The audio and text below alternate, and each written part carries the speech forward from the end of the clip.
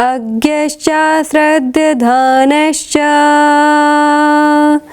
संशयात्मा विनश्यति नायं लोकोऽस्ति न परो न सुखं संशयात्मनः। आर्यम आर्यम गुरुदेव श्रीमद् भगवद गीता के चतुर्थ अध्याय ज्ञान योग के इस 40वें श्लोक का भावार्थ समझाने की कृपा करें।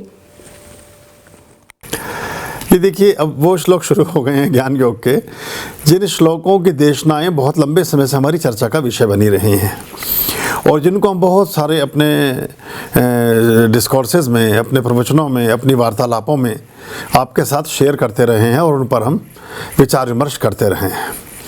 उसी तथ्य को, उसी सत्य को परिभाषित करते हुए इस श्लोक में प्रतिष्ठित करते हैं। भगवान श्री कृष्ण कहते हैं कि जो अज्ञानी है वो श्रद्धा से परे है, जिसका श्रद्धा, विश्वास, संकल्प और संस्कार नहीं है, वो संशय को उपलब्ध होता है। और जो संशयात्मा है वो विनाश को उपलब्ध होता है। देखिए, कहते अज्ञश्च श्रद्धानश्च संशयात्मा विनश्यति।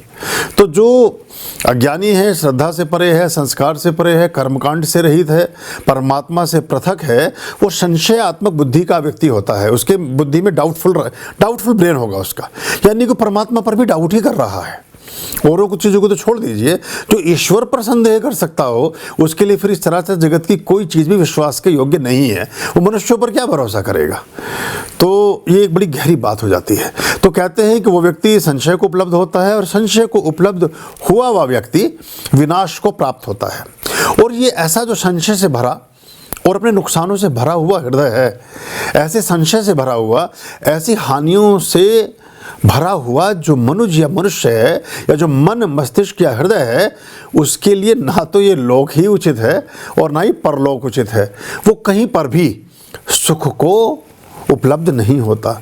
उसके जीवन में शांति, पारितोष, सौहार्द, आनंद और आत्मिक सुख की उपलब्धता कभी नहीं हो पाती है।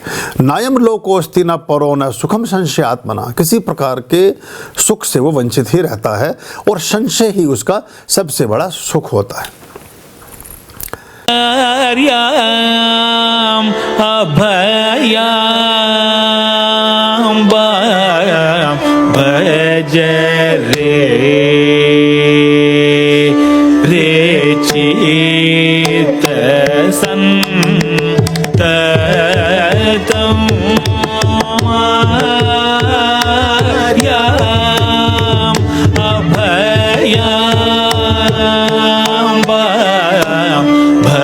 जय